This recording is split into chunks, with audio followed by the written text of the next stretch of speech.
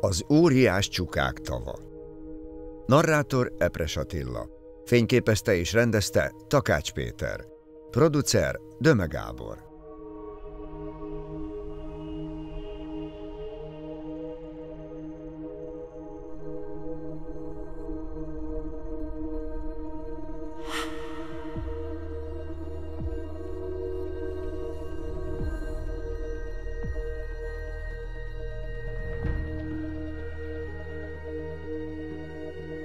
Amikor megjelenik egy-egy extrém környezetben forgatott filmünk, akkor gyakran kapom meg a horgászbarátaimtól, ismerőseimtől, hogy honnan a francból jött az ötlete annak, hogy mondjuk elmenj Indiába.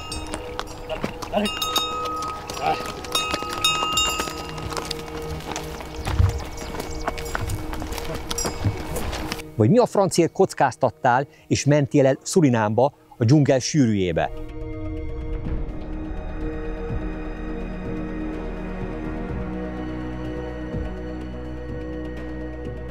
Vagy, ami ettől még talán őrültebb, miért mész Szibériába, a teljesen lakatlan vidékre, ahol, hogyha valami baj ér, akkor esélyed sincs arra, hogy belátható időn belül civilizáció közelébe kerülj, és ellássák a súlyos sérülésedet.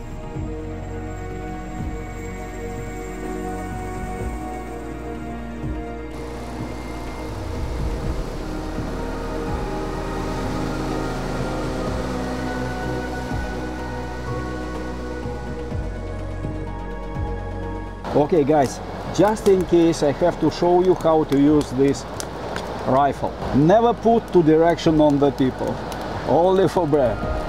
Hát nyilván ehhez kell egy jó adag elszántság, őrültség és bevállalósság, ahhoz az ember ezeket végigcsinálja, illetve nem titok, hát azok a halak, amelyeket szeretnék megfogni, azok nem fognak helybe jönni, nem jönnek a Kiskolasi Ezüst tó partjára, vagy a tóba, ahonnan ezeket majd megfoghatom a későbbiek folyamán. Ha nem megyek oda, ha nem szánom rá magam, nem vállalom ennek a kockázatát, veszélyét, akkor nyilván esélyem sincs ezeket a fantasztikus halakat megfogni, amelyeket közösen a filmeken keresztül ezeknek az élményét közösen élhetjük át, hiszen nem csak azért csinálom ezeket a filmeket, hogy elmondhassam, hogy jaj, de ügyes vagyok, hát végre megfogtam az arapajmát, megfogtam az golden messzirt, hanem azért, hogy megmutathassam nektek, hogy mennyire színes a világ, mennyire színes a horgászat, és mennyire fantasztikus sok élményt lehet szerezni a horgászaton keresztül. A következő leggyakrabban elhangzó kérdés az extrém túrák kapcsán, hogy meddig akarod ezt csinálni? Mikor fogod ezt befejezni? Szerintem soha, mert sem az extrém helyszínek, sem pedig a különleges halak nem tudnak elfogyni. És honnan szerzek impulzust, honnan szerzek újabb ötleteket a célhalak, illetve a célterületek kiválasztása kapcsán? Nos, nem titok, ugye mindenkinek van telefonja, ki mennyi időt tölt, ez legyen a saját magánügye, mindenki pörgeti, görgeti a különböző médiafelületeket. Nyilván, ha túlságosan belefedetkezünk, akkor a mindennapi életünkből veszel nem kevés időt, hogyha ezt kontrollal csinálja az ember és céltudatosan, akkor viszont nagyon nagy segítségre lehet például a következő horgászúti célpont kiválasztásában is. Hát így jutottam el erre a helyszínre is, és konkrétan az Instagramnak köszönhetem azt, hogy ezen a stégen állhatok, és már magam mögött tudhatok egy horgásznapot. Most a Bódeni-tó partján állok, amelyet 3 ország határol, Ausztria, Svájc és Németország. Én a német területen vagyok, és itt horgászok csukákra. Ugyanis a Bódeni-tó talán Európa vagy a világ egyik leghíresebb nagy csukáiról híres vízterülete. Hogyha azt mondom, hogy csuka, akkor általában az északi vizek, Svédország, Finnország jut az embereknek az eszébe, de bármilyen furcsa, ott nincsenek olyan méretű csukák már, mint ebben a tóban. Nyugodtan mondhatjuk, hogy ez a vízterület, ez az utolsó menedéke Európa vagy a világ egyik legnagyobb csukaállományának, amelyben komoly kapitális példányok is élnek. Na, ezeket a fotókat láttam az Instagramon, és láttam, hogy milyen fantasztikusan szép környezetben, kristálytiszta vízben élnek ezek a halak, és nem titok, vágytam erre. Szerettem volna ide eljutni, szerettem volna itt horgászni. Ekkor került képbe Pálfai Gábor barátom, aki a horgásztúráimat szervezi, és nem kis kutatómunka után megtalálta azt a guide-ot, megtalálta azt a csapatot, akik végül a segítségemre tudtak lenni, annak érdekében, hogy végre itt horgászhassak.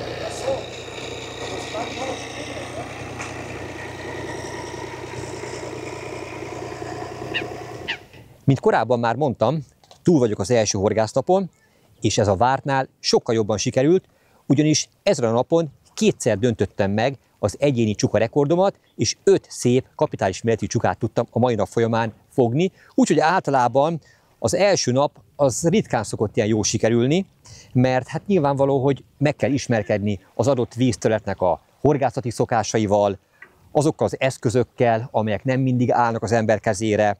Szóval ezek a legritkább esetben szoktak ilyen jól indulni, de mindazok ellenére, hogy a fogási eredmények azok jók voltak, sajnos elkövettem egy nagy hibát, aminek súlyos ára lett. És mi volt ez? Hát mindjárt látni fogjátok.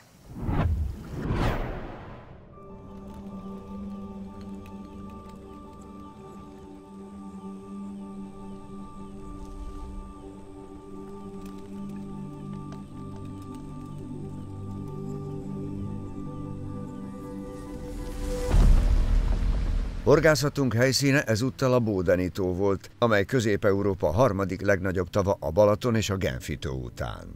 Ez a 3 ország határán elhelyezkedő 53.600 hektár alapterületű Gletscher-tó hihetetlen mélységekkel rendelkezik, a legmélyebb pontja 254 méter.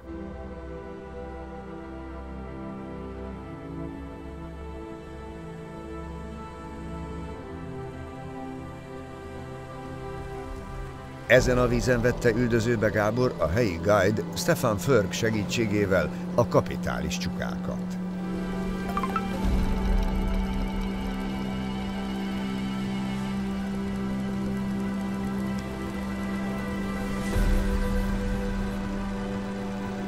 Az alkalmazott horgászmódszer a pergetés. Azon belül is a legmodernebb technikai igényű, az úgynevezett pelagic sharpshooting.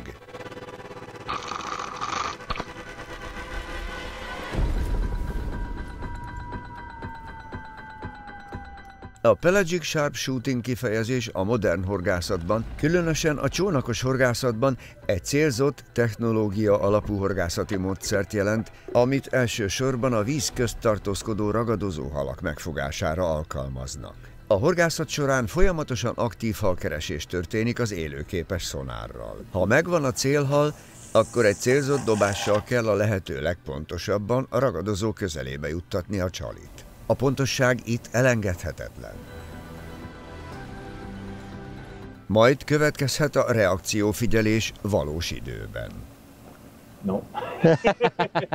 A kijelzőn látható, ahogy a hal reagál a csali mozgására. Hamar kiderül, hogy sikerült-e becsapni a műcsalival, vagy sem. I saw. Juju. Up and down. Do you feel anything or nothing? Nothing. I don't know.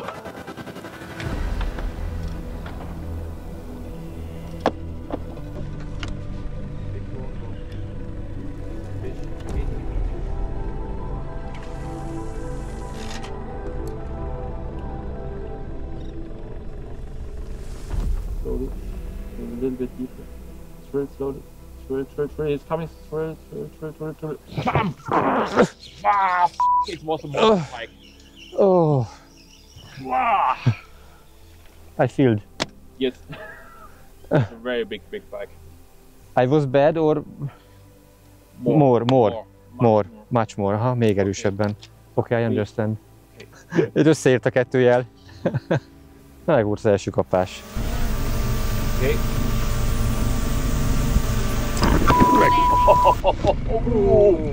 Not good. Ez egy tökéletes dobás volt, de nem a drónnak. Gábor kb. 40 méter távolságból telibe találta. Nem tudtunk mit tenni, a drón menthetetlenül elmerült a mélyvízbe. Így találni.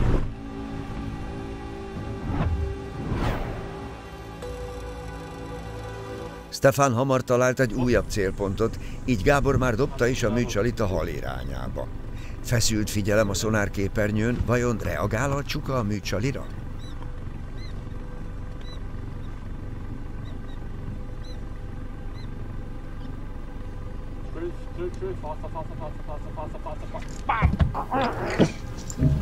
Okay, good. It's enough. You can open it a little bit. Okay. Itt az első. It's not a monster.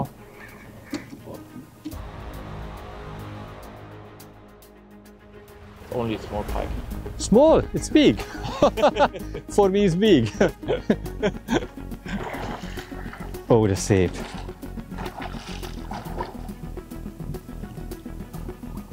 Ah, Pity, it's the first one. thank you. Dankeschön. Bitteschön. Itt az első csuka. Az élet legnagyobb rendező. Próbáltunk vágóképeket csinálni drónnal, és mondom Petinek, hogy próbáljunk egy olyat csinálni, hogy a drón elé dobok. Ez olyan jól sikerült, hogy fejbe vertem egy drónt, és elsüllyedt. Úgyhogy úgy konstatáltuk ezt a dolgot, hogy ez nem a mi napunk, és a következő dobásra pedig fogtam egy csukát. Az első csukát. Gyönyörű színei vannak ennek a halnak. Kristálytiszta vízben él, hihetetlen szép, tarka, barka, nagy csuka. Stefan azt mondta, hogy ez nem túl nagy. But it's my personal best. Ez a személyes rekordom egyébként. Ekkora csukát még nem tudtam fogni. És itt ő még nem számít nagynak. Pedig hát minimum van 5-6 kiló. Nagyon szép.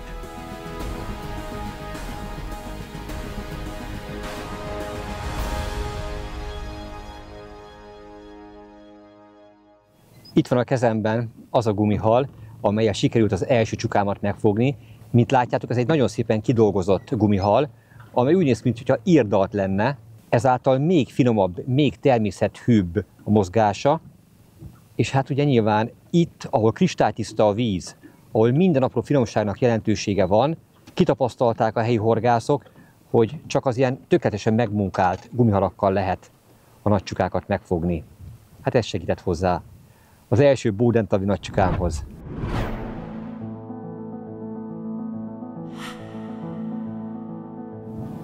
Stefan, a guide-unk kezembe adta ezt a horgászbotot, amely totál idegen még egyelőre a számomra, hiszen nem használok ilyen baitcast ósval ellátott és revolver nyíllel felszerelt horgászbotot.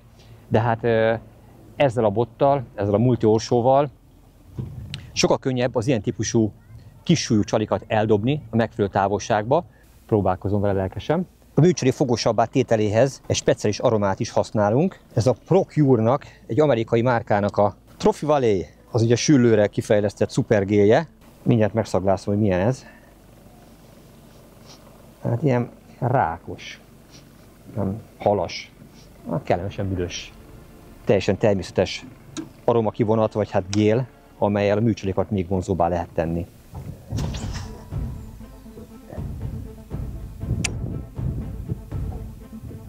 Engedem most a csalit a megfelelő mélységbe, 15 méter alattunk a víz mélysége. Hihetetlen ez a technika. Előre meg lehet mondani, mikor jön a kapás. Bam!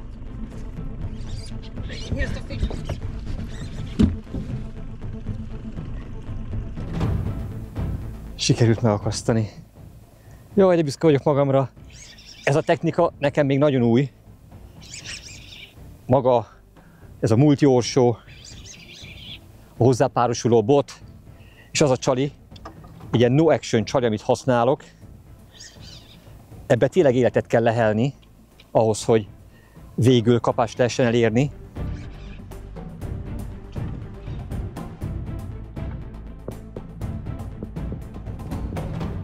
A kristálytiszta vízben gyönyörű látvány a horogról menekülni próbáló csuka.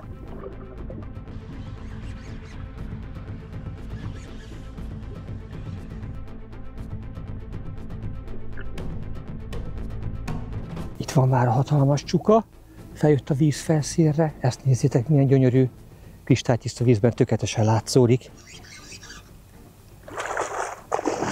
Oh, és benne a merítőbe. Stefan! Dankeschön! Bitteschön! Újabb hatalmas csuka a merítőben. Hatalmas feje, hatalmas fogai vannak, amelyek tűhegyesek és nagyon veszélyesek. Látjátok ezt a fogsort? Tehát ebbe bele nyúlni életveszélyes, nagyon súlyos sérüléseket okozna, ezért csak kesztyűvel, vagy pedig így, ahogy én fogom, az állkapcsa alól szabad megtartani. Mint látható, ez biztosra ment. A csalit garantáltan, hát nem azt mondom, hogy torokra, de jó mélyre nyelte. Szerencsére látom a háromágú horgot, onnan ki lehet venni, sérülésmentesen a halszájából. Tökéletes. Felvettem egy kesztyűt, és akkor így lehet a legbiztonságosabban kivenni a halat. Ezt már érdemes megmérnünk. Itt farokúszóval együtt mérik, a teljes hossza 97 cm, míg faroktőig 88 cm.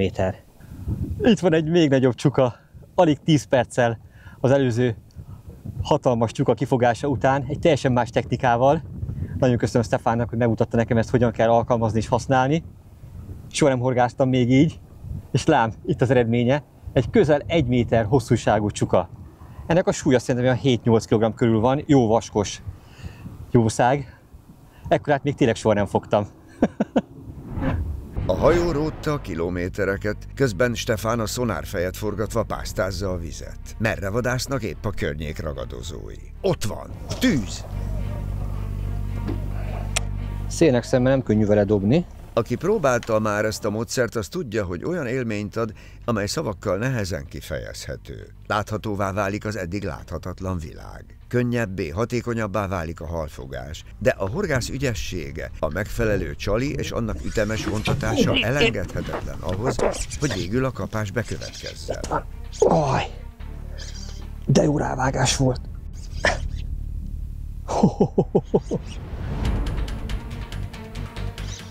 Hihetetlen, hogy ez már a mai nap folyamán a második halat adja. Ez a no action csali, amiben az ember ki se nézné, hogy ilyen jó.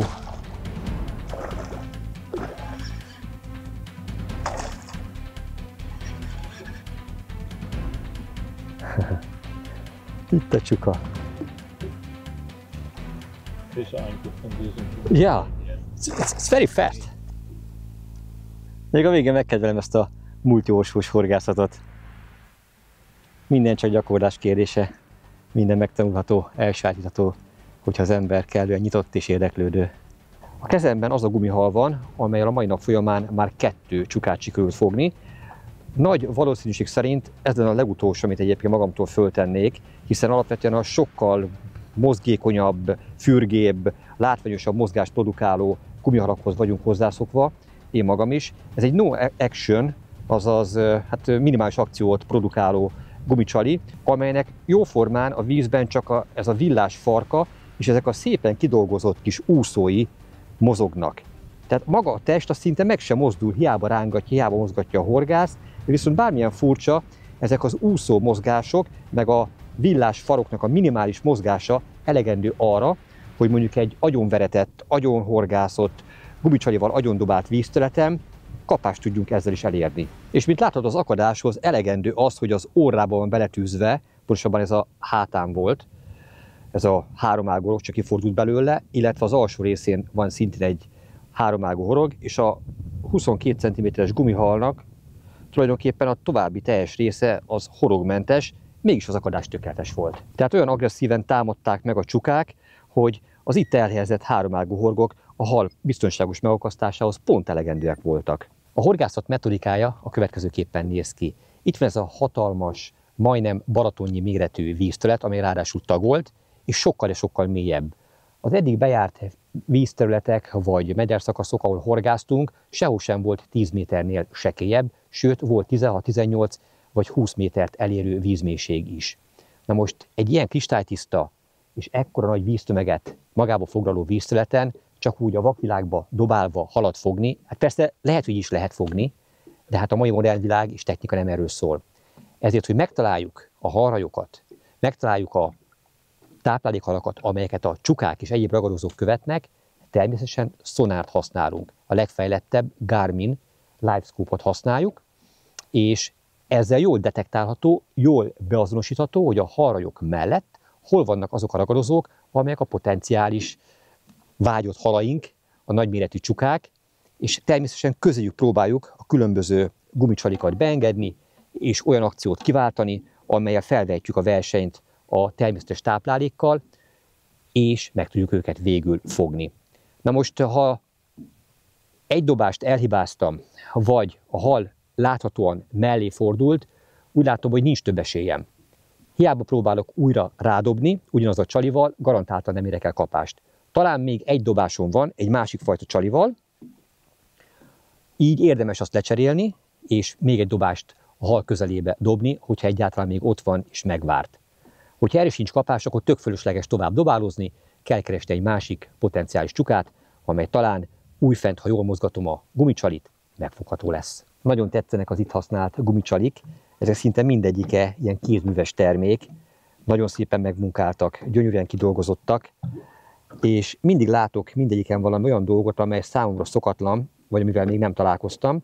Itt látjátok, ez is egy no action csali, egy kicsit hosszabb farokrésszel, viszont itt egy nagyobb méretű ólomfejet használunk, amely színben tökéletesen passzol a gumicsalihoz, és mint látható, csupán egyetlen egy háromágú horog van elhelyezve benne, de az is jól észrevehető, hogy mind a három ága szabadon van. Ugyanis van itt egy dupla ágú tüske, amely segít ennek a rögzítésében, és mind a három ágat így tökéletes módon szabaddá teszi. És Stefánnak, a műcsalik kínálatának még csak a töredékét láttuk, a titkos favoritok még nem kerültek bevetésre. Stop it, stop, and drill, drill, drill, it comes, it comes, it comes. Elrontottam. Peti kollégám pont a szonár képernyőjét filmezte, miközben megtörtént a kapás. Tehát lehetett látni, hogy a műcsali összeér a ragadozóhallal, összeér az őt megtámadó csukával. De sajnos leakadt. Nem jól akadt neki, nem jól támadta meg, vagy nem megfelelő helyen fogta meg a csalit. Szóval tudom, mindig azt mondják, hogy ezzel a modern technikával a leghülyébbek is tudnak halat fogni. Ha ma nem dobtam 200-at, akkor egyet sem. És szinte minden esetben látott halra dobtunk. Hogyha ez nem látott halra történt volna, akkor sem biztos, hogy fognék akár egy darab halat is. Ez a hatalmas sárga-vörös felhő, ez a csali halfelhő, azt pontosan nem tudjuk megmondani, hogy milyen halakat rejtez, de egy biztos, ezek az őket követő, ezek a nagyobb méretű foltokat jelölő csukák. Mert ezek bizony ragadozó halak, amelyek folyamatosan üldözik, és próbálják a gyengébb egyedeket kiválogatni, és a rajból kivenni. De bármilyen furcsa, ilyen nagy táplálék konkurencia mellett is meg lehet az őket üldöző csukákat fogni, hogyha a műcsalinkat a megfelelő helyen, a megfelelő mozgással kínáljuk fel. Az irány és a távolság megvan. Repülhet a csali.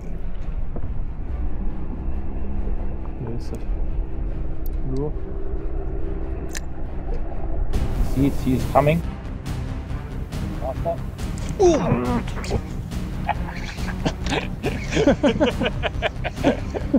Itt van. Na ezt is lekövettük, ahogy utána ment a műcsalinak. Fú. És ez egyértelműen meg akart enni. Műcsali mélyen a szájában van. Nagyon nagy sebességgel iramodott meg és vette üldözőbe a gumihalamat.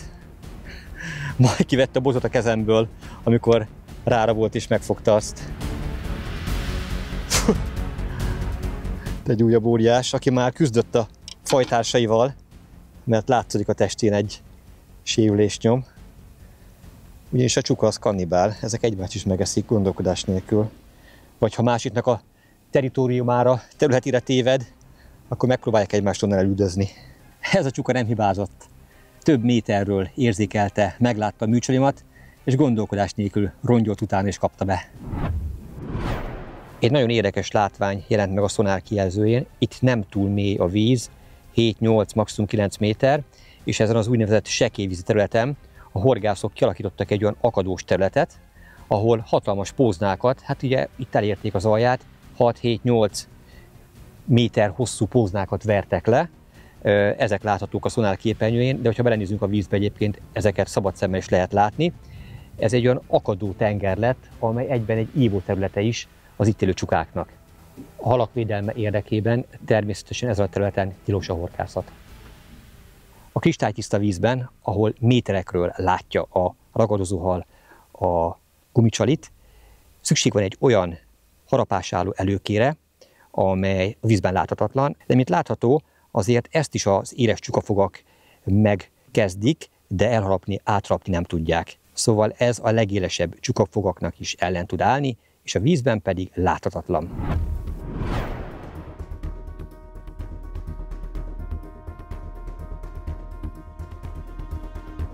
Mivel kizárólag csak célzott dobások történnek, a horgászat nagyon izgalmassá válik. Roppant gyorsan telik így az idő a nap során.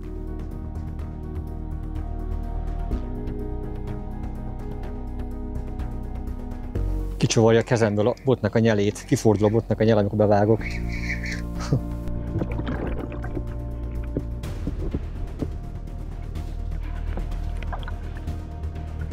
A fejlett víz alatti kamerák segítségével szinte mindent meg tudunk már mutatni.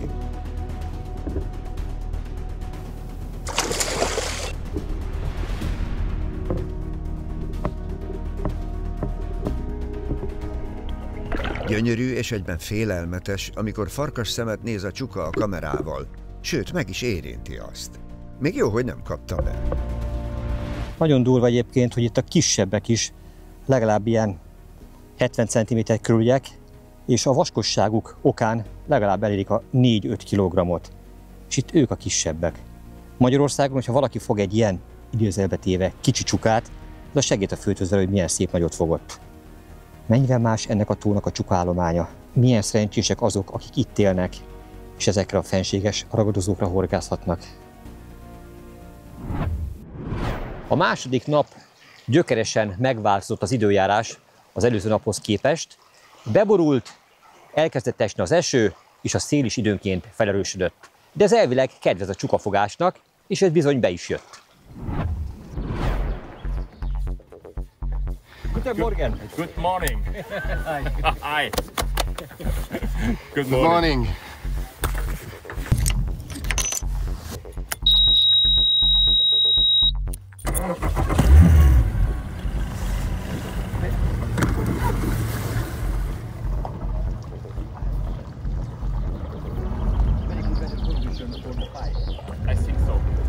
A 3 részből álló Bódeni tavon a horgászatunk az alsó tavon történt. A tó különlegessége, hogy hasonló a Tisza-tóhoz, ahol a Tisza még itt a Rajna folyó halad keresztül a Bódeni tavon.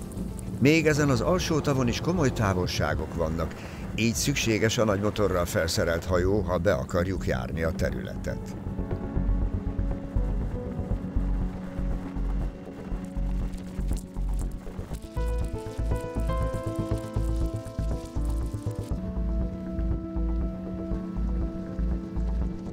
A borult esős idő mellett a levegő hőmérséklete is lehűlt, de legalább a szél nem fújt. Ha felerősödik, hatalmas hullámok tudnak kerekedni a nyílt vízterületen, amely teljes mértékben ellehetetleníteni a horgászatot. Nekünk most ezzel is szerencsénk volt. Az összhang Stefán és Gábor között egyre jobb lett, már félszavakból is megértették egymást. Gábor egyre pontosabban dobott, egyre jobban vezette a műcsalit, aminek meg is lett az eredménye.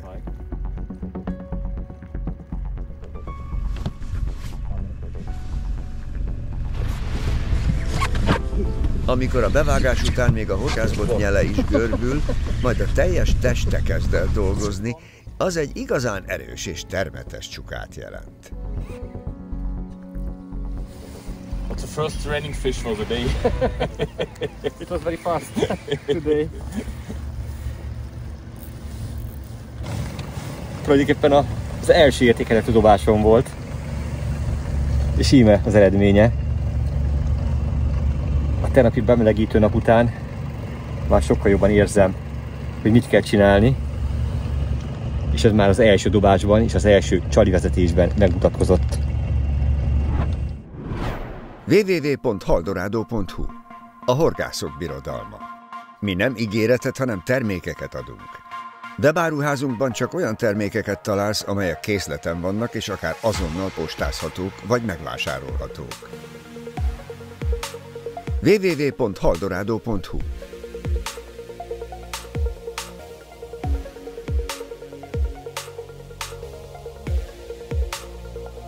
Rendelj a webáruházunkból, vagy vásárolj Kiskunhalason, a Haldorado centrumban.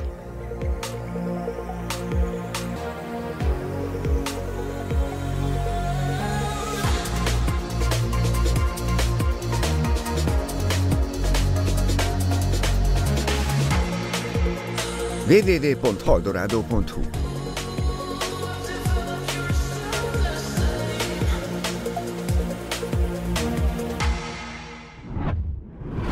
Egy hatalmas harraj tűnt fel a szonár kijelzőjén.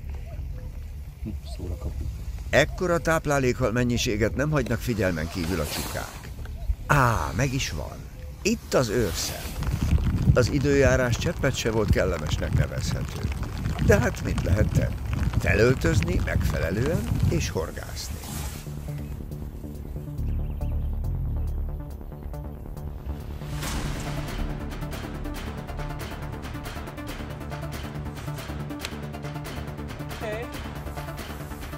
Az irány megvan, a távolság megvan, vadásszuk le ezt a csukát.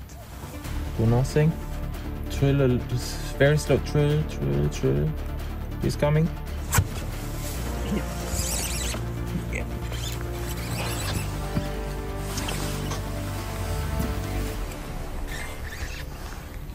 Only a small one. Yeah, small one.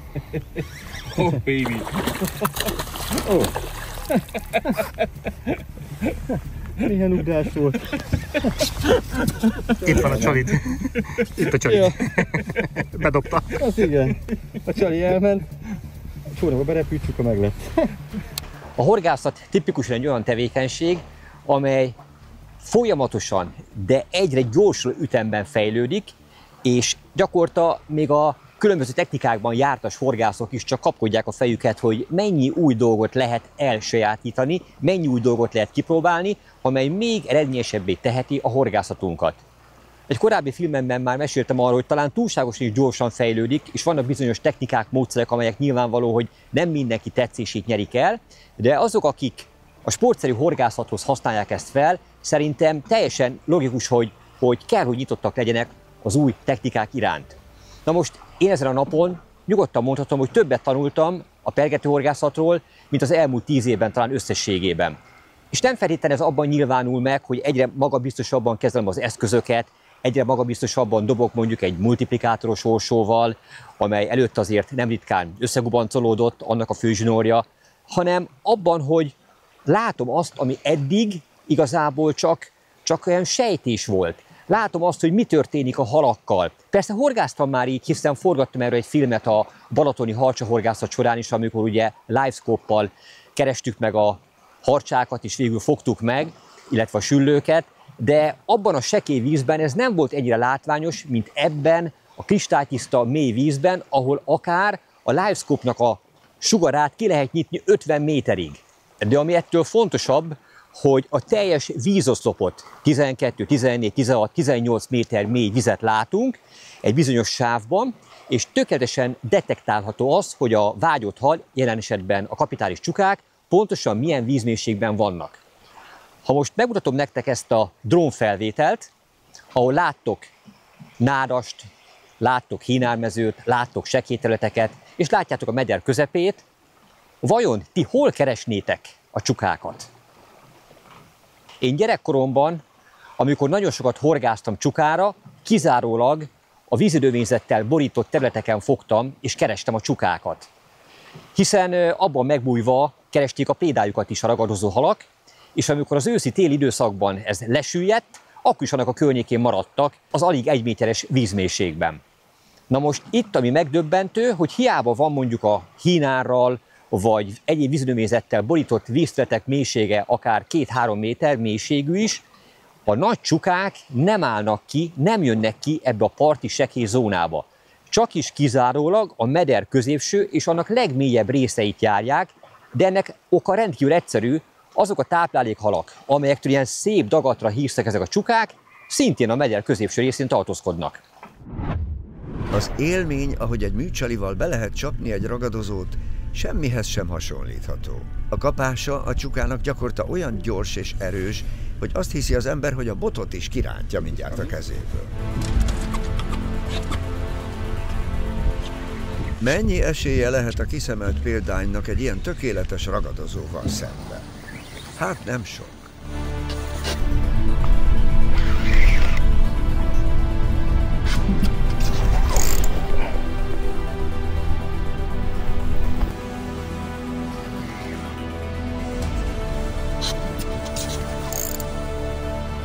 A jól összehangolt felszerelés elengedhetetlen itt is.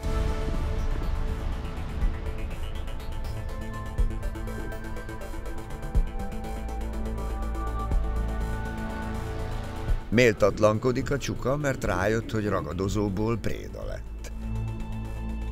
Gyors mozdulatokkal igyekszik a horogtól megszabadulni.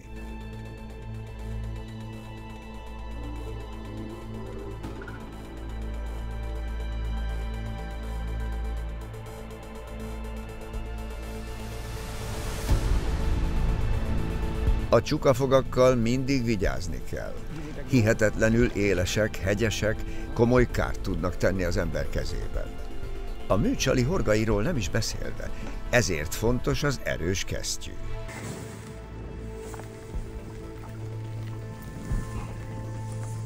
A csuka nagyon agresszív ragadozó, megtámadja és megeszi a fajtársait is. De előfordul olyan is, hogy túllő a célon. Végül nem képes lenyelni ellenfelét, és megfullad, hiába győzött. Ezt a szép csukát is megtámadta valamikor egy fajtársa.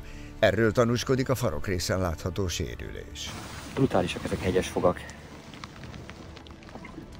Nagyon kell vigyázni vele.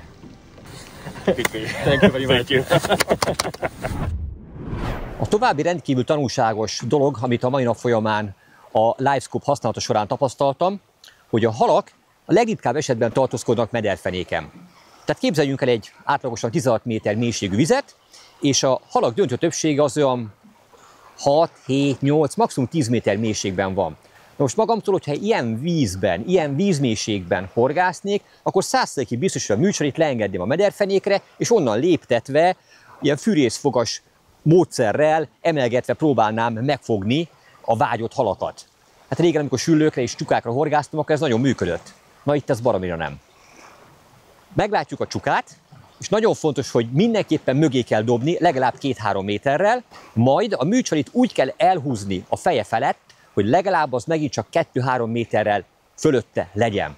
Hogyha ne adj Isten, túlságosan közel engedtük a ragadozó halhoz a műcsalit, az esetek döntő többségében, mintha áramütés érné, és abban a pillanatban elmenekül. Tehát ha nem tökéletes pozícióban, nem fölötte húzzuk el a műcsalit, akkor lehetetlen kapást elérni. És ebben az esetben is számos alkalommal bekövetkezett az, hogy a ragadozó, amikor érzékelte a csalit, szinte robbanásszerrel ugrott a közelébe, majd ahogy hozzáért volna, vagy a hozzá is ért, megkoppintotta, már fordult is el, és otthagyta. Szóval még így is rendkívül nehéz egyébként végül horogra akasztani és megfogni.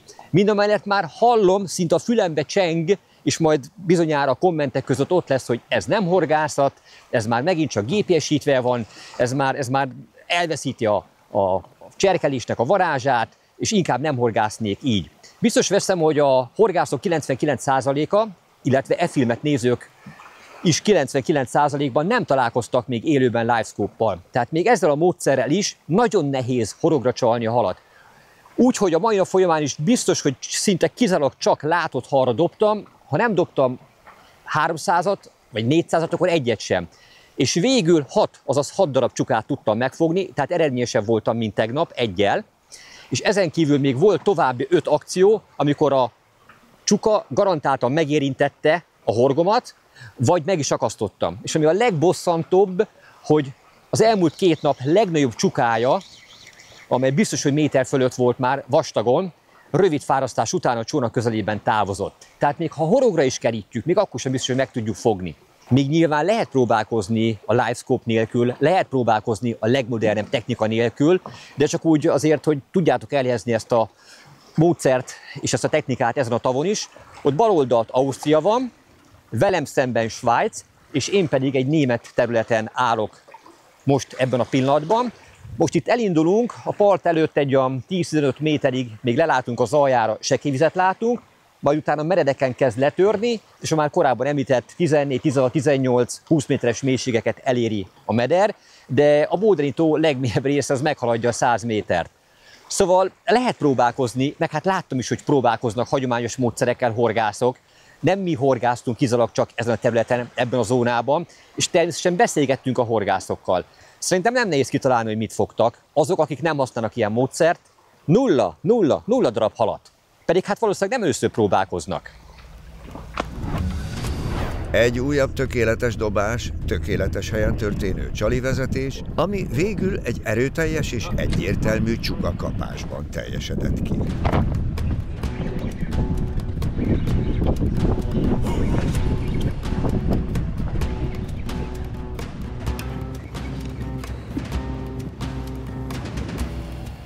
szélt a botot szépen.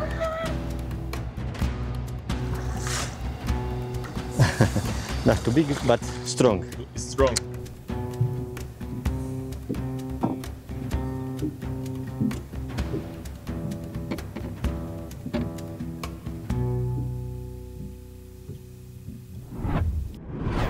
Az előző 2 napon Stefánnal jártam a Bóderi tónak ezen részét, de elfoglaltsága miatt munkatársa Mário segített nekem a mai napon, illetve úgy néz ki, hogy a következő 2 napon is ő lesz a guide-om.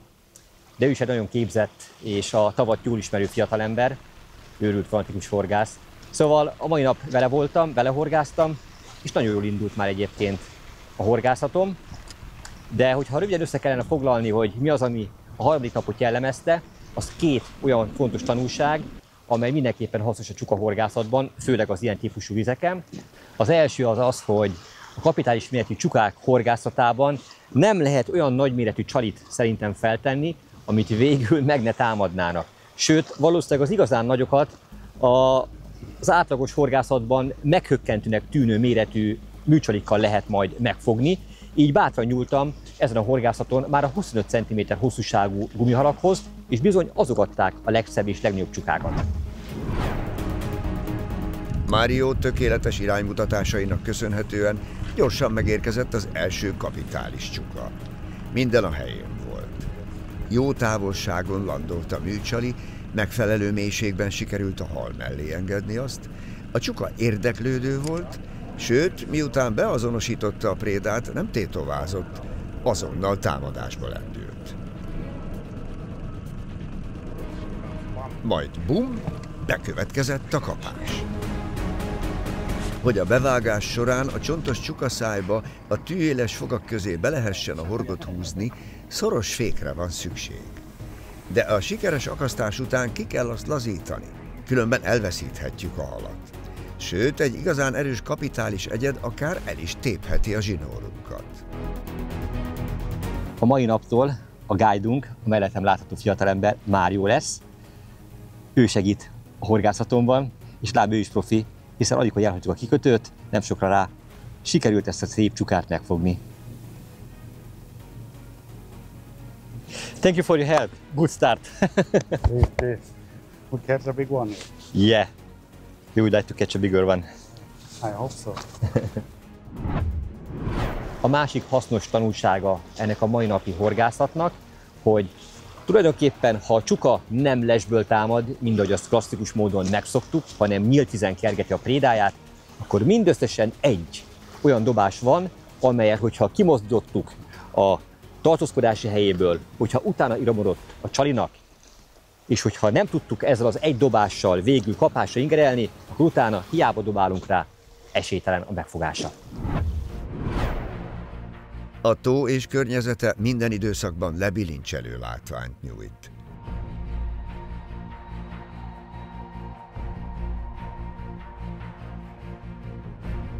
Ahogy a drónunk a ködpaplan alá ereszkedett, láthatóvá vált a fenséges nagy vízterület és a partján található nagyon szép és rendezett kis falvak.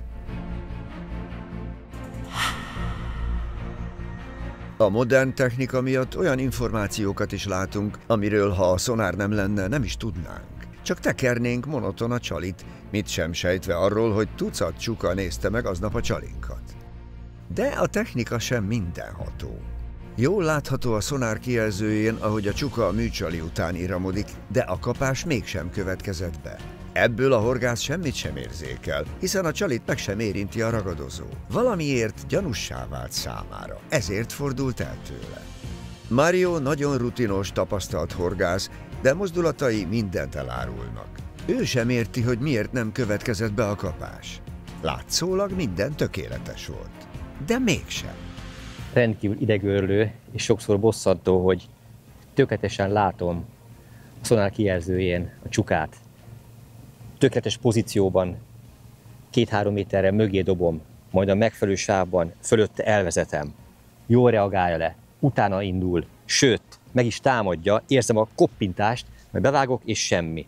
És ilyenkor jön mindig a találgatás, hogy mi volt a rossz, gyorsabban, lassabban kellett volna vezetni, vagy hogy tudta elkerülni, hogy tudott úgy a csuka a műcsalihoz hozzányúlni, hogy tudta azt úgy megtámadni, hogy ez a két rendkívül hegyes, háromágú horog végül nem akadt a szájába. És ez már többször bekövetkezett, szóval mindig van újabb és újabb megoldásra váró feladat és kihívás, de ettől szép a pergető horgászat is. Miközben a csali méretét is növeltem, ez már 25 cm. Ezen a napon az időjárás igazán változatos volt. Kaptunk egy-két kiadós záport is, de ez nem befolyásolta a horgászatunkat.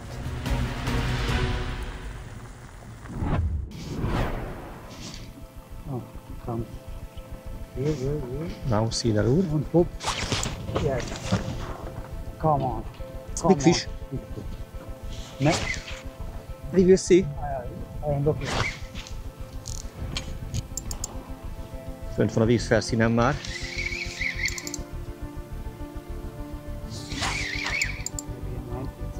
It's biggest. Ezek a legkritikusabb pillanatok.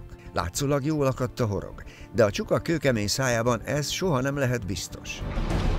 Többször előfordult, hogy egy erőteljes fejrázást követően a szemünk láttára szabadult meg a gumihaltól, anélkül, hogy megérinthettük volna. Itt azonban az egyik háromágú horog tökéletesen akadt, nem engedte el a csukát.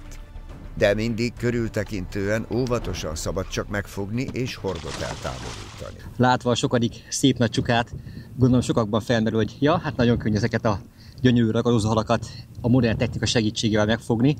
A mai nap folyamán legalább 10 darab egyértelműen jó kapást sikerült elrontanom, úgyhogy azt gondoltam, tökéletes a csalivezetés, tökéletes minden, aztán mégsem, mert beakasztás után azonnal kirázta a horgot a szájából, vagy csak oly módon tolta meg, ragadta meg a műcsalit, hogy a horog meg sem akadt a szájában. Nagyon okosak, nagyon rafináltak ezek a halak.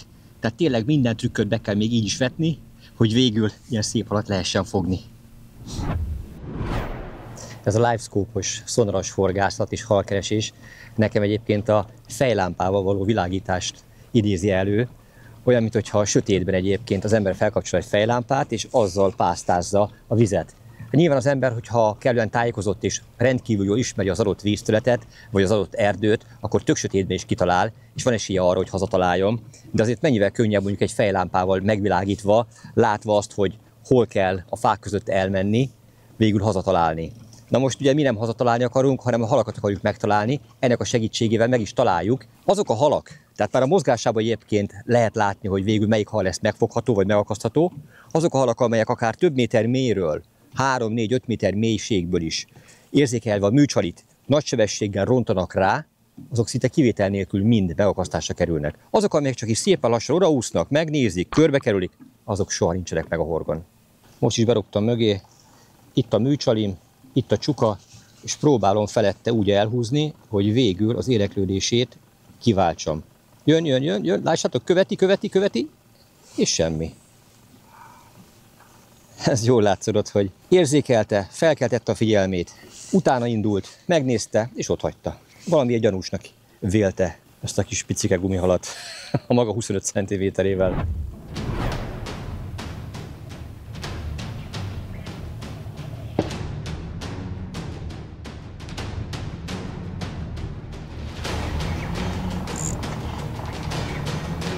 Yes, nice.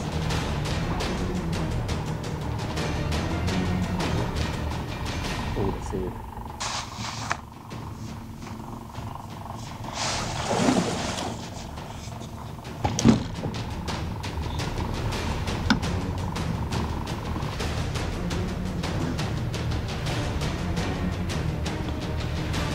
Itt az újabb krokodil. Egy nagyon különleges látványban volt részem, mielőtt ezt a csukát megfoghattam. 2 volt a mederfenék közelében, és az egyik elüldözte, megtámadta a másikat, és sikerült a 2 között elhúznom, és véletlenül ez volt a nagyobb, az agresszívebb, hiszen ő támadott a kisebbre, és ez viszont nem hibázott. Ez bekapta a csalit. A mai nap legnagyobb csukája, közel az 1 méterhez. Dankeschön, Mario!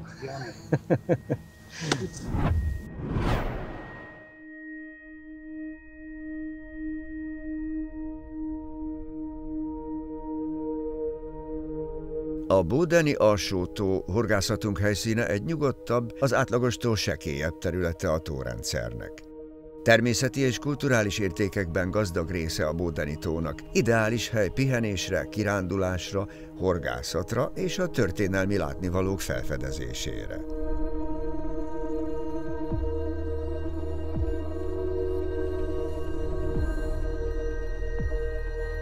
Horgásztúránkon nem csak a víz és a halak szépségében gyönyörködhettünk, hanem a Bodeni tó elkápráztatott minket a madárvilágával is. A víztükör mellett gyakran feltűnik a fekete tollazatú szárcsa, homlokán hófehér pajzsal. Bár ügyetlennek tűnik a partkövein lépkedve, a vízben meglepően gyors és kecses. Úszólábai segítségével könnyedén siklik, sőt, hosszú másodpercekre alábukik, hogy víznövényeket és apró állatokat gyűjtsön.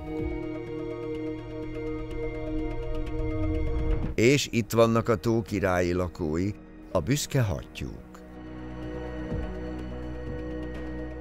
A parti fészekben a kispihés fiókák biztonságban vannak szüleikkel. A vízben sem maradnak egyedül a kicsik, a szülők nyakukat elegánsan ívelve úsznak, mögöttük sorakoznak a szürke pihés fiókáik, akik gyermeki ügyetlenséggel, de annál nagyobb elszántsággal követik szüleiket. A kövek között pihen a tőkés récetoljó fiókáival. A barna tollazatú anya szinte észrevétlenül simul a környezetbe, miközben apró, pelyhes utódai szorosan mellette keresnek biztonságot. A tó így nem csak a vándormadarak pihenőhelye, hanem az élet színtere is, ahol minden évben új nemzedékek nőnek fel a hullámok és a nádas oltalmában. Na jó, időnként némi konfliktussal fűszerezve.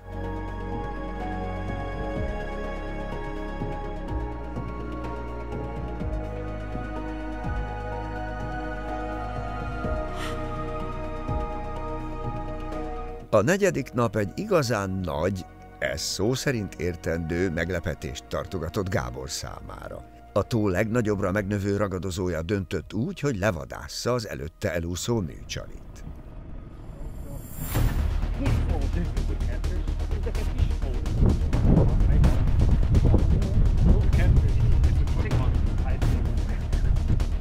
Egy új jelentkező a horgon. A felszín közelében vettünk észre egy nagyon gyorsan úszó harcsát, és rádobtam. És úgy néz ki, hogy sikerült is megakasztani, hiszen a horgomon van, teljesen másként küzd, mint a csuka. És ez masszívan tartja lent magát a vízben most, sőt, hogy megérezte a veszélyt, tör lefelé és húzza keményen a zsinórt az orsodobjáról. Az elmúlt napokban láttunk már néhány harcsát, amely érdekes módon mindig a felszín közelében vadászott. Persze próbáltam rádobni, de nagy ívbe elkerülték a csalimat. Tulajdonképpen ez volt az első, amelyre így rádobva ki tudtam váltani a kapási ingert. Ez jó hal.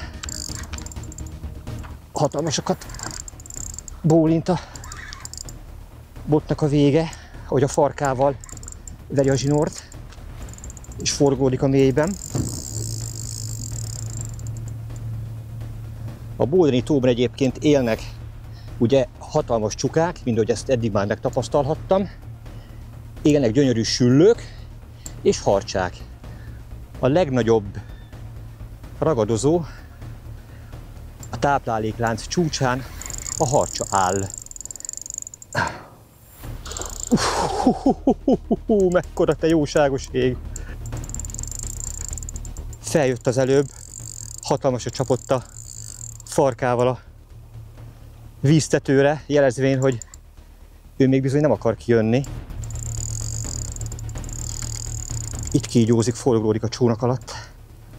Kristálytiszta vízben már látom a körvonalát. Ez igen.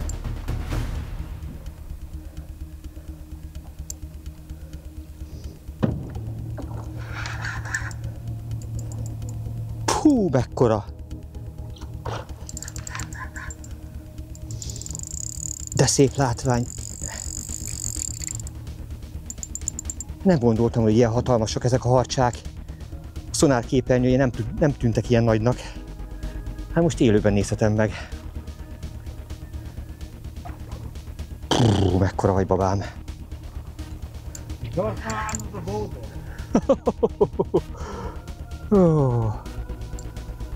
Mário közben folyamatosan irányítja a csónakot, segítvén a fárasztást, nehogy a csónak alá törjön és elveszítsük a halat. Mário azt javasolja mindenképpen, hogy nagy merítővel merítsük meg, úgy biztonságosabb. Bár előre a nagy merítőről vannak már rossz tapasztalataim. Amikor Balatonon horgásztunk és fárasztottam egy hasonló méretű harcsát, akkor abból kiugrott, de az mondjuk nem volt ennyire kifárasztva. Ez eléggé ki van. Wait. What do you think? Okay. Ez benne van bizony. Ez nem ment el. Mario! It's a good job. It's a big. Ez a no plus ultra itt a csukázásnak az apropóján, hogy még sikerült a bódétóból egy hatalmas harcsát is pergetve kifognom. Hihetetlen boldog és büszke vagyok erre a fogásra. Together the best team. Oké. Perfekt.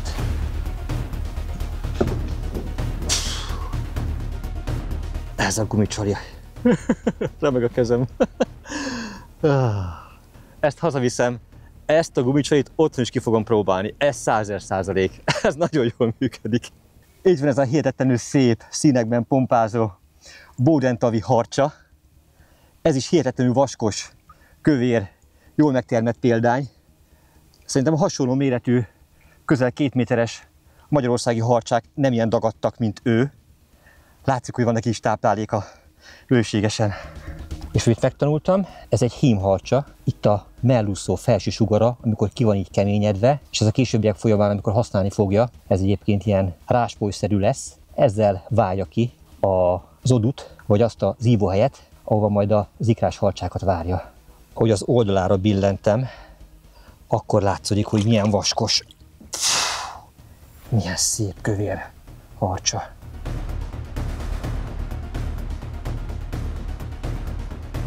Sok mindenre számítottam pitkon a Bowden-tavi horgászat során, de hogy még harcsát is sikerül fognom, erre aztán végképp nem számítottam. Hihetetlen boldog vagyok.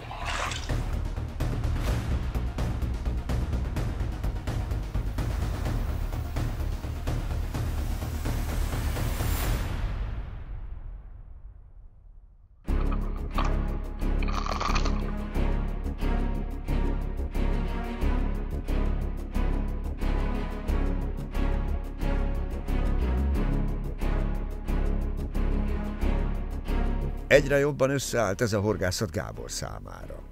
Meglett a nyerőcsali, annak a leghatékonyabb vezetési módja, ráadásul a csukák is partnerek voltak ebben.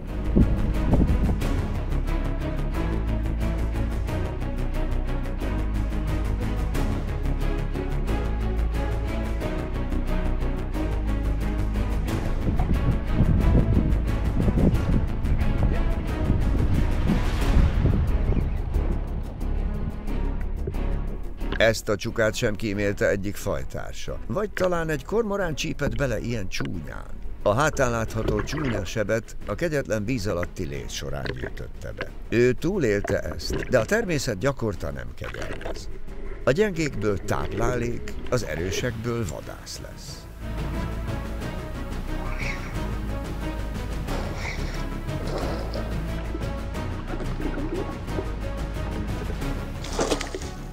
Oh, no. Yeah. Meg kellett menteni a gumihalat.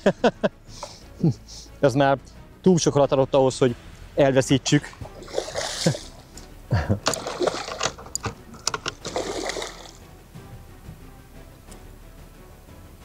Na, ez aztán megakadt. Minden orrog a szájában van.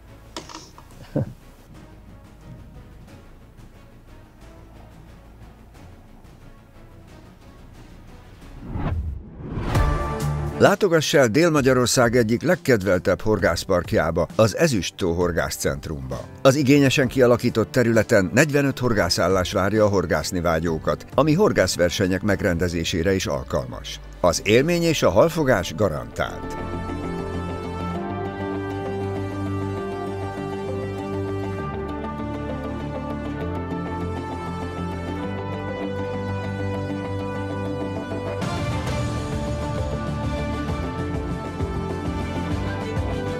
Ha több napra érkezel, 4 teljesen felszerelt vízparti vendégház áll a rendelkezésedre.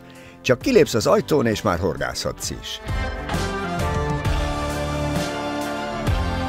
Várunk szeretettel Kiskunhalason, az Ezüst-tó Horgászcentrumban.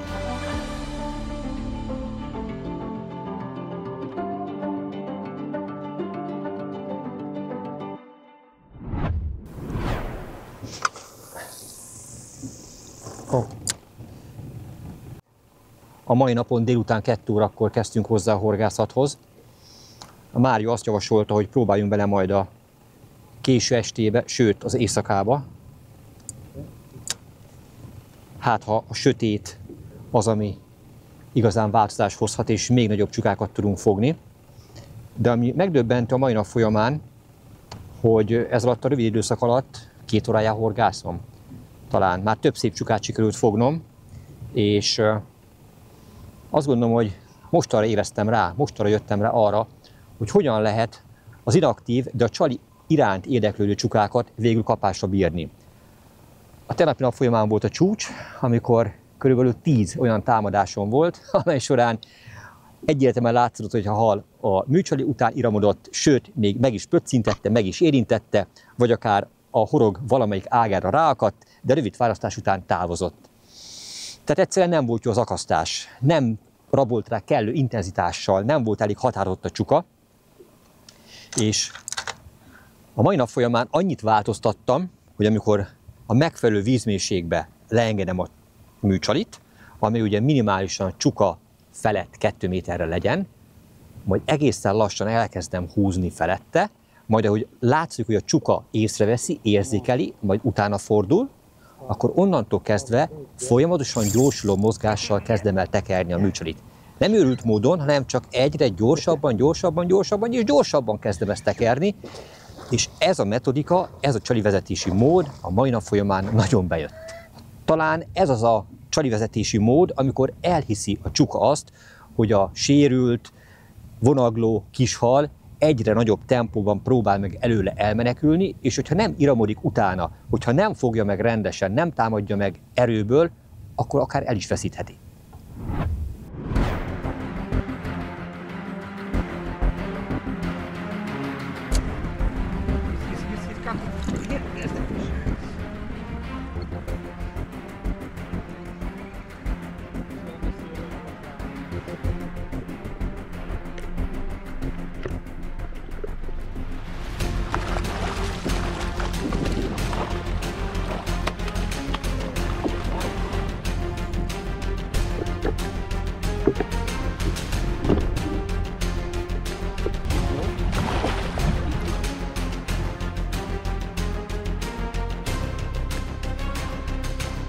Sokadik szép csuka után nehéz már mit mondani, ez is közel van az 1 méterhez. A délután, a késő délután is az este egyértelmű célja, hogy most már a méretet próbáljuk meg növelni, már amennyire lehet szelektálni. De mint látható, ezekkel a hatalmas gumicsalikkal is némi túlzással bármekkora csuka megfogható, de bízom abban, hogy előbb-utóbb sikerül az 1 méter feletti hőnállított méretet is elérni a Boldoni tóból.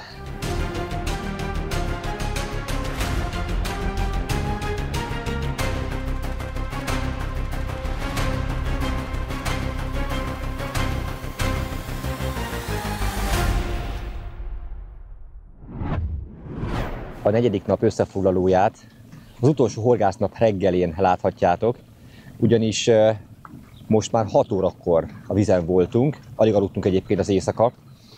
Hát pontosabban kihasználtuk a horgász szabály adta lehetőségeket, és ameddig lehetett, egészen pontosan 22 óráig az előző este a vízen tartózkodtunk. Belepróbáltunk az estébe, majd megvártuk, hogy teljesen bestétedjem, és bíztam abban, hogy ebben a szokatlan időszakban is tudok majd csukát, nagy csukát fogni. Ennek az eredménye az lett, hogy semmit nem fogtam. Láttunk a szonárképernyőjén halakat, ami érdekes tapasztalat volt számomra, hiszen éjszaka, sötétben még soha nem használtam, nem láttam a livescope-ot, hogy ahogy bestétedett, rendkívül zajos lett a képernyő, és a láthatósága is drasztikusan, illetve hát a csali felismerhetősége, a halak detektálása drasztikusan romlott. Így Az eddigi 30-40, sőt 50 méterre kinyitott látómező maximum egy olyan 10-15 méterig volt hasznos. Abban a látómezőben tudott olyan értékelhető képet mutatni, amely során volt értelme az adott halra rádobni. De, mint mondtam, nagy halat, sőt, semmi halat nem sikerült már fognom, de hát abszolút nem vagyok elégedetlen, hiszen a tegnapi nap volt a legaktívabb, a legeredményesebb napom, ekkor sikerült a legtöbb csukát fognom, illetve megfejelte mindezt egy fantasztikus harcsafogás is. Mit akarhatok még? Hát mire vágyom? Egy méter feletti csukára, ezért horgászom most, ezt próbáljuk meg megtalálni, becserkészni és végül megfogni. Új nap, új remény, tartja a mondás. De azért az nem baj, ha társul hozzá egy kis szerencse is.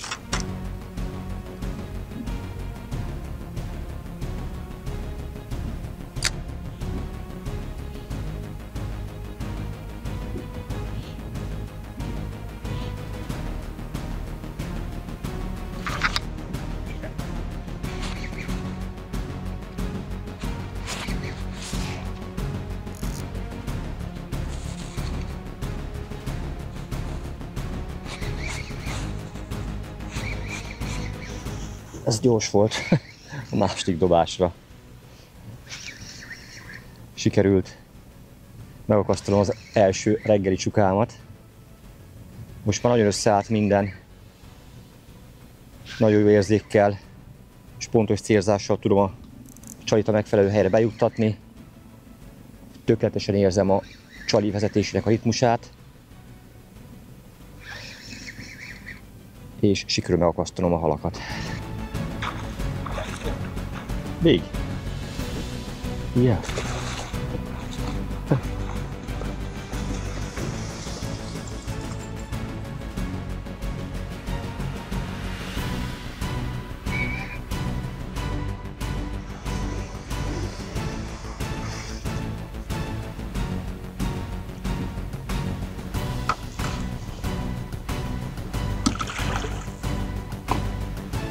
Ezt nézzétek! A mai reggel első hala, kereken 1 méter. És ez egyben a túra eddigi legnagyobb csukája. Gyönyörű kövér és nagy példány. Itt a vágyott méretű csuka. 1 méter a hossza. Farokúszóval együtt. Rendkívül boldog vagyok. Nem gondoltam volna, hogy akkora reggel ajándékoz meg a túra legnagyobb halával. A legnagyobb csukájával pontosabban. Nehéz volt reggel felkelni, de ahogy ezt a csukát elkezdtem fárasztani, olyan friss lettem és aktív, mint ez a csuka, aki hihetetlen kemény harcos volt, és az 1 métert elérte. Nagyon szépen köszönöm a segítségedet. Thank you for your help. Please. And you make a job very good. We are together. Good cast and good hook set. Thank you. We are together. The best team. Yes. A viharfelhők rohamosan gyülekeztek. Minden meteorológiai előrejelzés egyöntetűen azt jelezte, hogy hatalmas vihar közelít.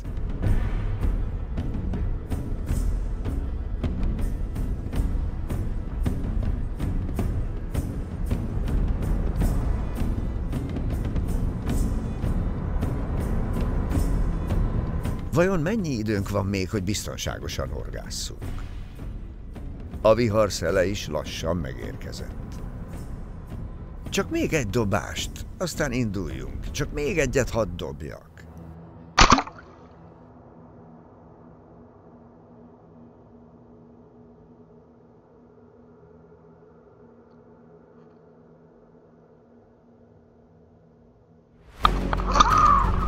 Ez az.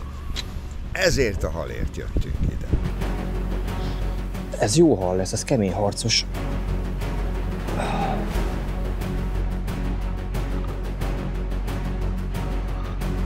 Ez nem adja könnyen magát.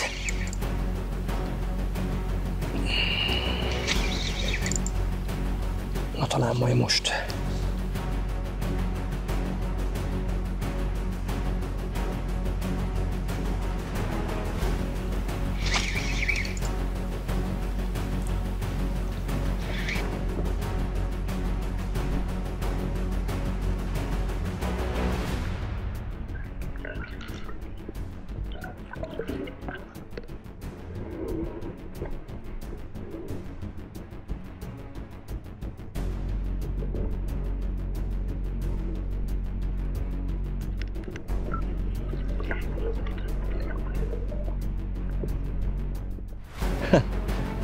Vitorlásra is nézik, drukkolnak nekem.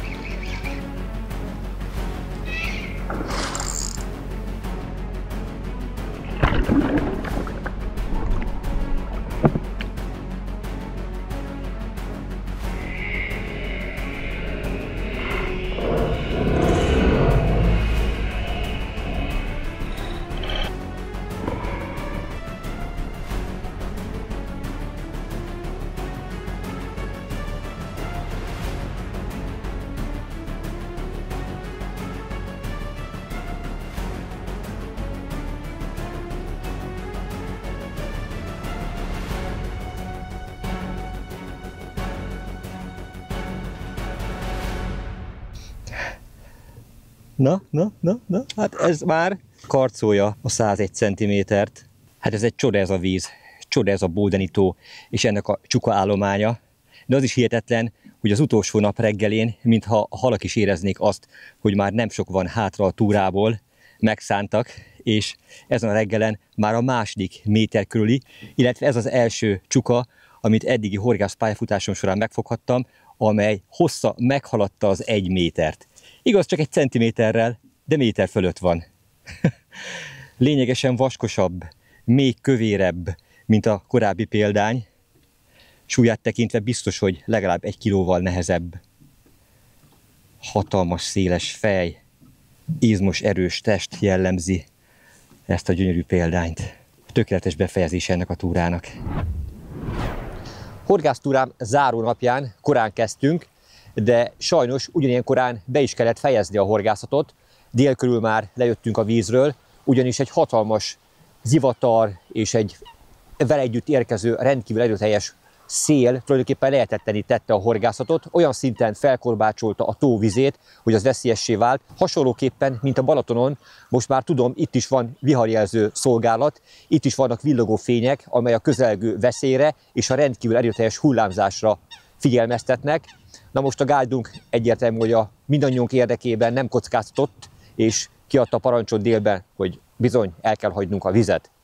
Későbbiek folyamán olyan erőteljes volt az esőzés, úgy ömlött, mint a dézsából öntötték volna. Megmondom őszintén, nem bántuk, hogy ezt egy zárt helyről kellett végignéznünk, nem pedig a csónakban ülve kellett mindezt átélni.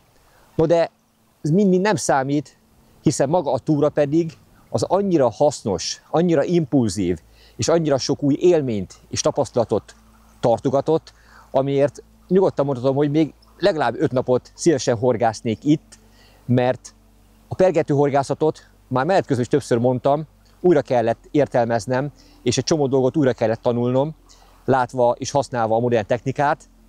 Elképesztő. Olyan adrenalin, olyan hihetetlen izgalom, olyan fantasztikus élmény így horgászni, és nem utolsóban annyira eredményes egy ilyen hatalmas nagy tavon, amelynek a képkockáit már korábban láthattátok.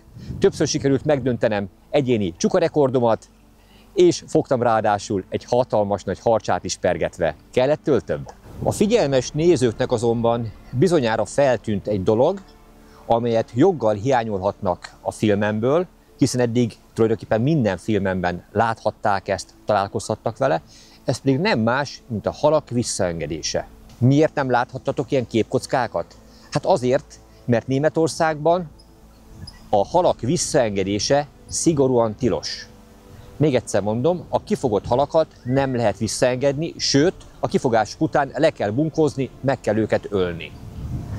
Na most, mielőtt ítélkeznénk, mielőtt bármilyen véleményt nyilvánítanánk, egy kicsit idézőjelbe téve játsszunk el a gondolattal, és mondjuk azt, hogy ez az egyedüli és helyes út, amit minden horgásznak követnie kellene.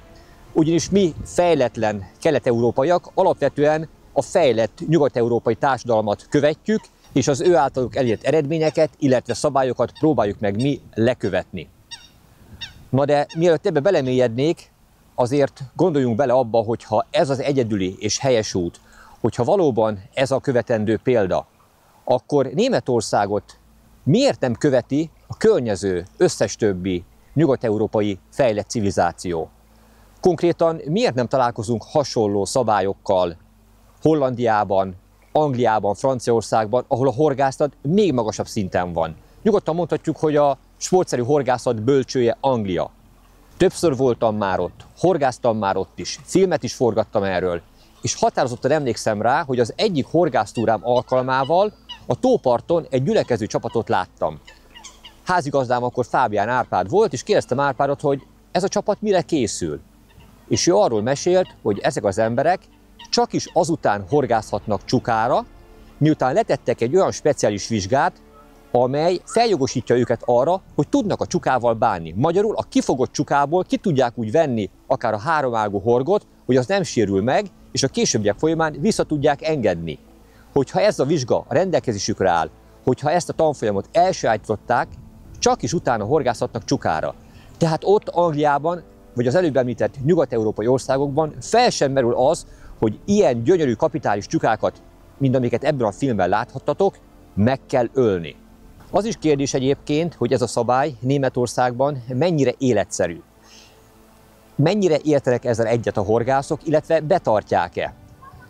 Én akikkel beszélgettem horgászokkal, és már nem először horgáztam Németországban, hiszen erről is már jó pár filmet csináltam, még a Mulde korszakban, amikor a németországi horgászversenyekre jártunk, már akkor is élt sajnos ez a szabály. Szóval akkor, amikor már kérdeztem a horgászokat, hogy mennyire gondolják ezt helyesnek, kivétel nélkül mindenki azt mondta, hogy ez őrültség. De hát akkor mit csináltok a kifogott és megölt halakkal?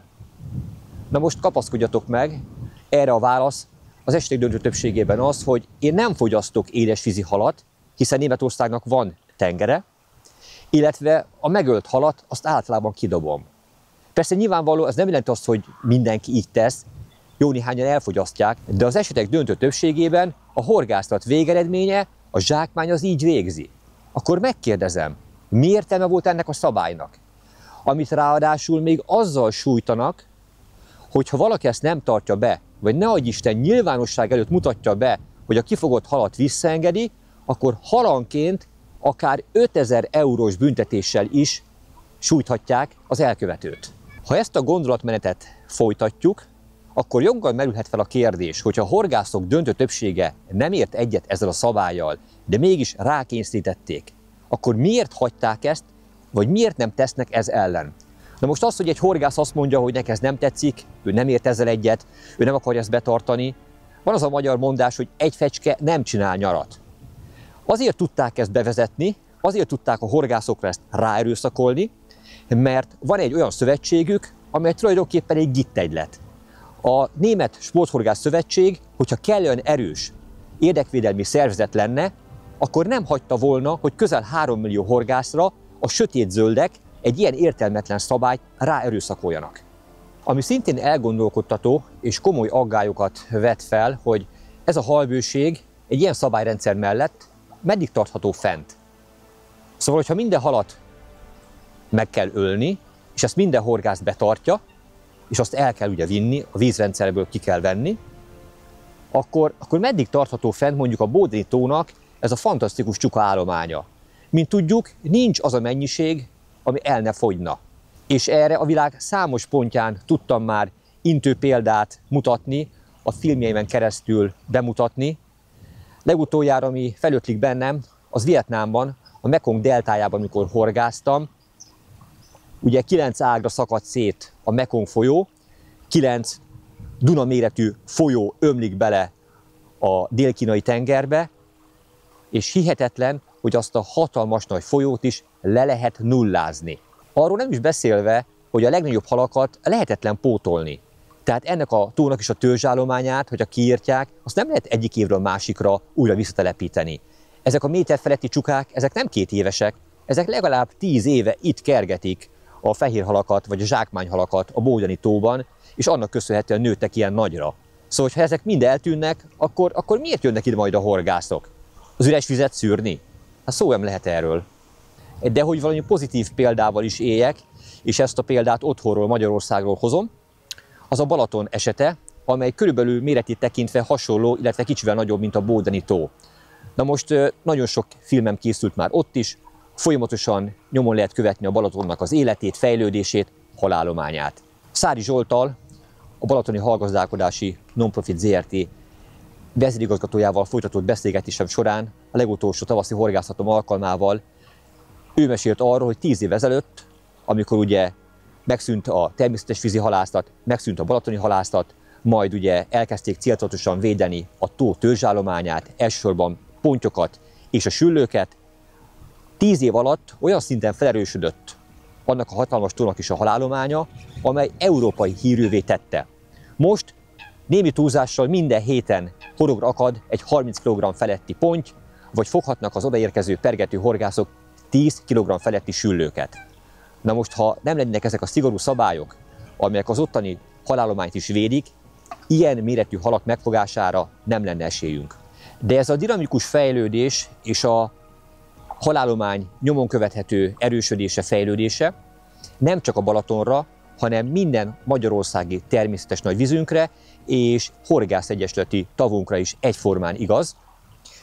Amíg Magyarországon a tagszervezetek, a horgászegyesületek, az őket összefogó megyei szövetségek, illetve az egészet koordináló Magyarországos Horgász Szövetség ennyire erős, ennyire tudja védeni a horgászok érdekeit, és ennyire erős szabályok védik a tavaink, folyóink törzsállományát, addig nyugodtan mondhatom, hogy Magyarországon ilyen őrült szabályok bevezetésére nincs esély.